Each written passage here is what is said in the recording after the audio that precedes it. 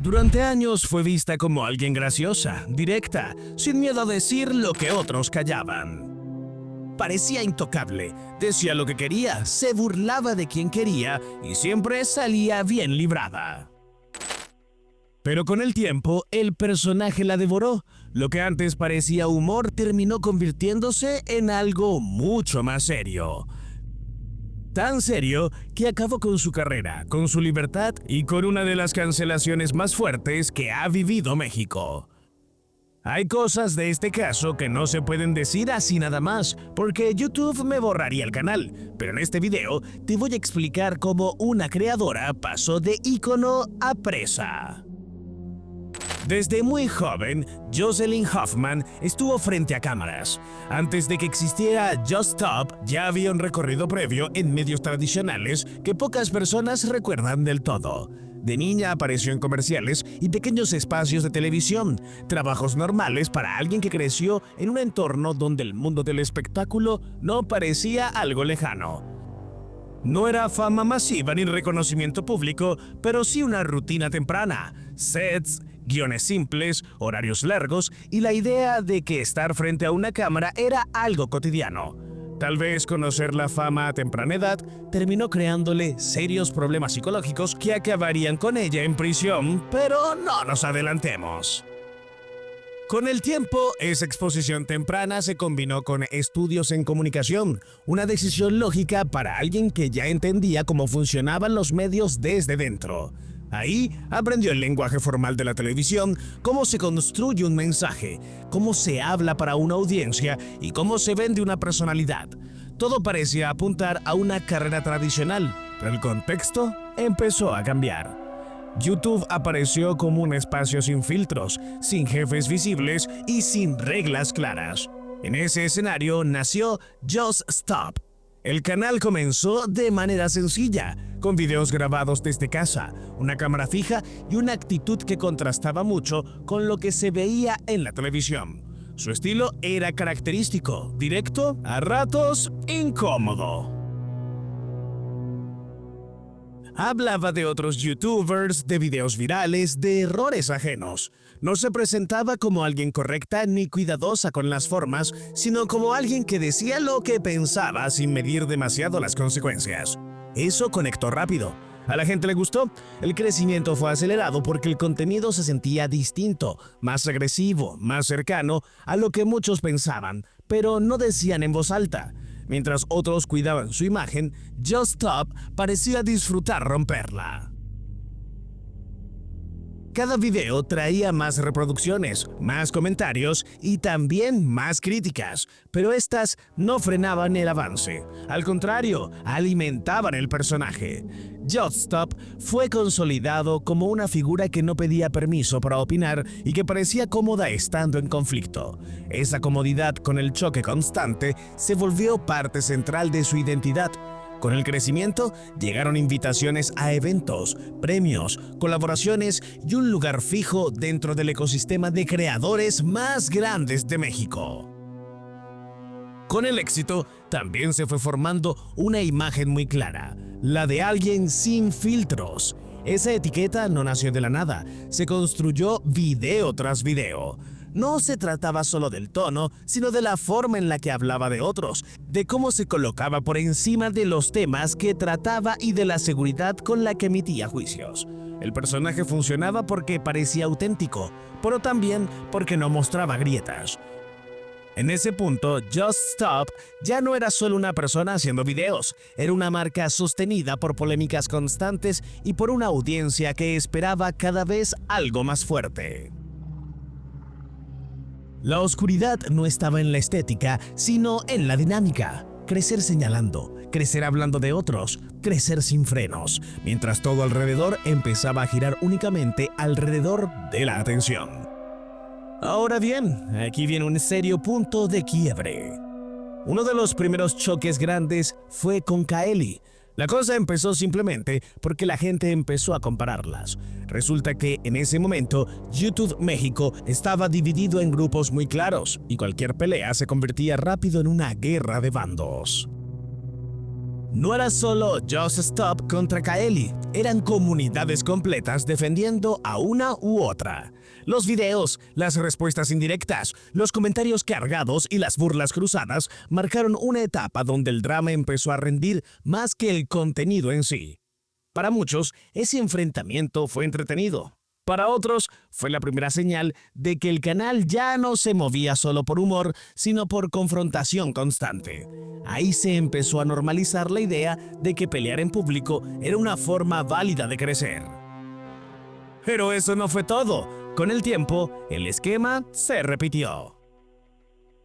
El conflicto con Luna Bella fue distinto, porque no solo se trató de una pelea entre creadoras, sino de un choque de discursos.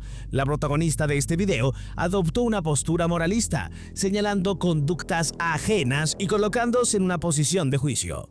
La tipa se la pasaba criticando a Luna por su pasado como creadora de contenido para adultos. El problema no fue solo lo que dijo, sino cómo lo dijo y desde dónde.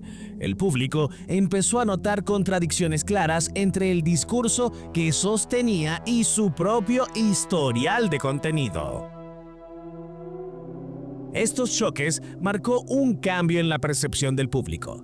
Ya no todos veían a Just Stop como la voz que decía lo que nadie se atrevía, sino como alguien que elegía a quién atacar según le convenía. A pesar de todo esto, el canal seguía funcionando, los números acompañaban y la atención no bajaba. Muchas veces eso es suficiente para seguir adelante sin cuestionarse demasiado. El punto de quiebre llegó con el escándalo de Lady Yate. A diferencia de conflictos anteriores, aquí Just Stop perdió el control del relato. Los videos se viralizaron para mal, salió de su comunidad y llegó a personas que no estaban familiarizadas con su personaje ni con su estilo. Ya no era ella contando una historia desde su canal, era internet completo reaccionando. Memes, críticas, análisis y rechazos empezaron a circular más rápido de lo que podía responder. Por primera vez, el personaje sin filtros no tenía una salida clara. Cualquier intento de explicación parecía empeorar la situación. Debido a todo el daño que quiso hacerle al capitán de la embarcación, su imagen fue malograda. Marcas, eventos y parte del público comenzaron a tomar distancia. El escándalo no solo la afectó en números, también dejó una marca en la forma en la que la gente la percibía. Ya no era solo polémica, era desgaste. La narrativa se había volteado y ella estaba en el centro, pero no en control. Después de Lady Yate, el contenido empezó a endurecerse aún más. El tono se volvió más agresivo, menos irónico y más frontal. Parecía una dictadora. Daba la sensación de que en cada video necesitaba provocar una reacción fuerte para sostener la relevancia. El humor fue quedando de lado y el conflicto se convirtió en el motor principal. Las opiniones eran más duras, los señalamientos más directos y la empatía prácticamente inexistente. Parte del público lo celebraba, pero otra parte empezaba a cansarse. El problema es que la atención que se recibe cuando criticas a alguien más es frágil. Cuanto más agresivo es el contenido, más alto tiene que ser el siguiente paso para generar el mismo impacto. Y en ese camino, los límites se van perdiendo. Inevitablemente, la figura que se había construido empezó a verse atrapada en su propia dinámica. Si no había conflicto, parecía no haber contenido. Si no había alguien a quien señalar, el canal perdía fuerza. Ya no se hablaba de creatividad, se hablaba de peleas. Ya no se discutía el formato, se discutía el daño. Lo que empezó como una postura desafiante terminó convirtiéndose en una identidad que ya no le agradaba a casi nadie. Cada rivalidad dejaba menos espacio para el error y más presión por mantenerse en personaje. Y mientras la audiencia cambiaba y las redes evolucionaban, la mexicana parecía quedarse atrapada en una versión de sí misma que ya no generaba admiración, sino tensión constante. Pero ahora viene lo peor. Su caso legal terminó explotando cuando un video cruzó una línea que ya no tenía vuelta atrás. Just Stop reaccionó a un tema viral donde aparecían adolescentes involucrados en una pelea callejera en la Ciudad de México. En ese mismo contenido, habló de otro video relacionado con una de las menores, un material que no debía circular y mucho menos comentarse de forma pública. Ahí el formato de opinión, burla y juicio que había usado durante años dejó de ser solo polémica y se convirtió en un problema legal. La denuncia llegó tiempo después, pero cuando llegó, lo hizo con todo el peso de la ley. De la fecha, y el 29 de junio van por mí. Entran a mi casa 50 elementos de la policía, equipo SWAT, medios, todo, y me sacan. Me llevan a Santa Marta. O sea, ¿estabas en tu casa? Estaba en mi casa, un día normal. Yo, así de que acababa de hacer ejercicio, estaba hecha en el sillón con mi novio, ahora ya es mi esposo, pero era mi novio en ese entonces. Estábamos jugando videojuegos y de repente entraron por mí. Así es, el 29 de junio del año 2021 fue detenida en su domicilio en la colonia Narverte Poniente y no hubo drama en vivo ni posibilidad de respuesta inmediata. De ahí fue trasladada al Centro Femenil de Reinserción Social Santa Marta, Acatitla. No es perjudicarte ni nada, pero sientes que fue como algo, o sea, ¿por qué se dio ese show de meter a 40 policías para agarrar a una persona que evidentemente no es una persona violenta? O sea, ¿qué crees que implicaba el acto? ¿Crees que encubría algo más? ¿Crees que era como para desviar la atención de algo?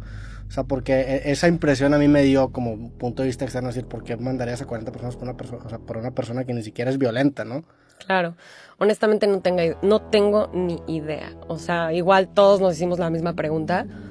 Lo que sí te puedo decir es que la acusación inicial fue grave: difusión y descripción de material explícito que involucra, digamos, a personitas de muy corta edad. Disculpen, es que no puedo decirlo de otra manera porque mi canal tendría el mismo destino que el de ella, así que me entenderán.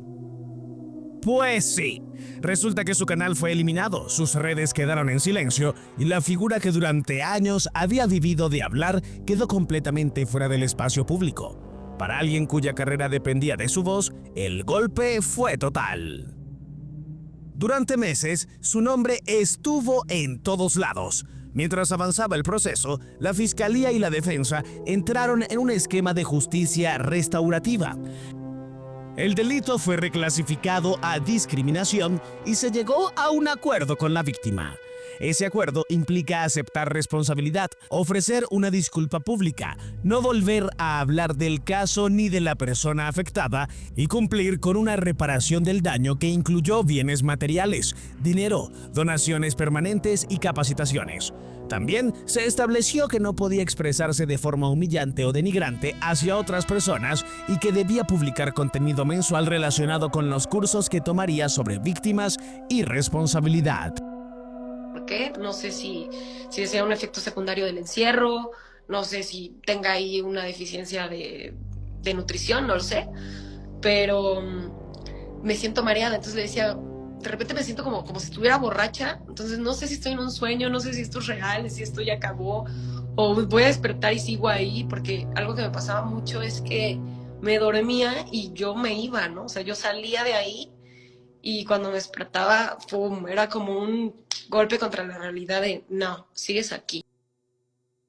Pasó 5 meses privada de libertad. En términos legales no fue una condena definitiva, pero en lo simbólico fue una caída completa.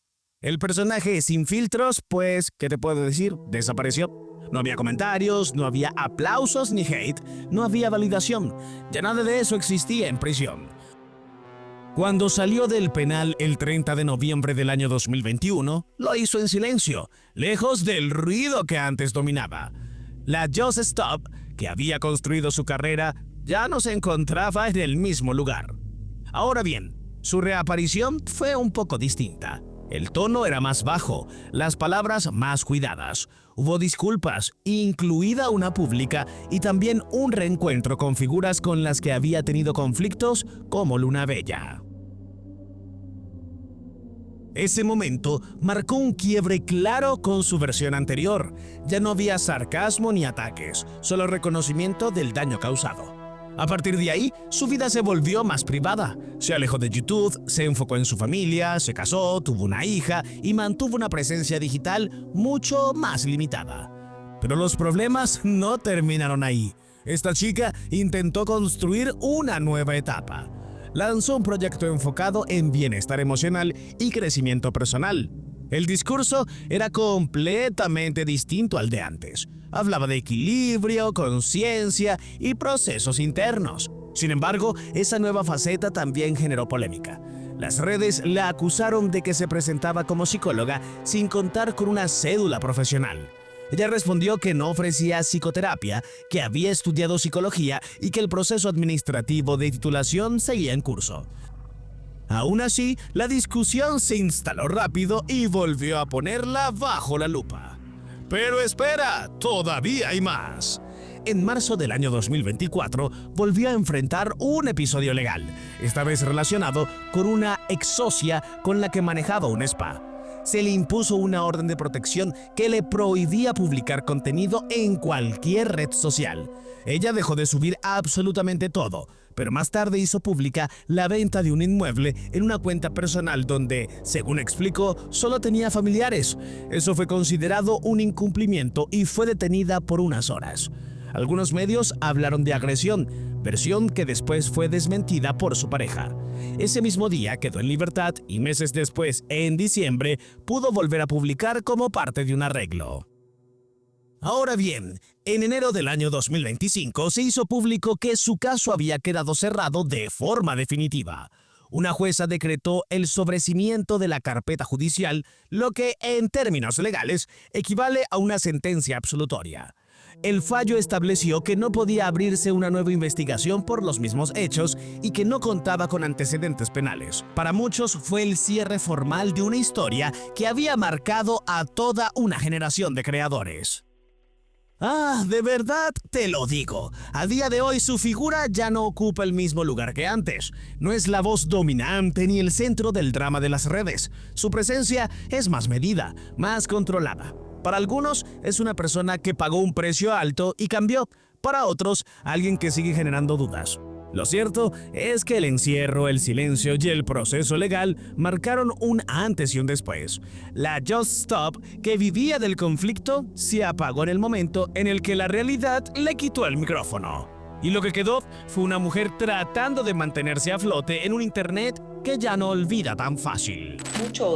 Mucho odio hacia ella. La verdad es que yo no sé por qué habría... No, bueno, hoy no estoy muy hábil. Yo no sé por qué la odian tanto, güey. Punto. Yo con lo poco que he visto y sé de ella, pues es que sí refleja a una persona con mucha autoridad, mucho poder y también mucho enojo de lo que ha tenido que vivir y pasar. Y su forma de comunicar refleja eso también. Y me parece que es válido. Es válido, ella tiene muy su personalidad. En Pastilla tú puedes opinar. ¿Consideras que Just Stop fue víctima de la cultura de la cancelación o de sus propias decisiones? ¿Crees que en algún momento podrá volver a ser influencer? Responde en los comentarios, te estaré leyendo atentamente. Y eso ha sido todo el contenido de hoy. Espero te haya gustado. Si fue así, activa la campanita de allá abajo para que no te pierdas ninguno de mis videos.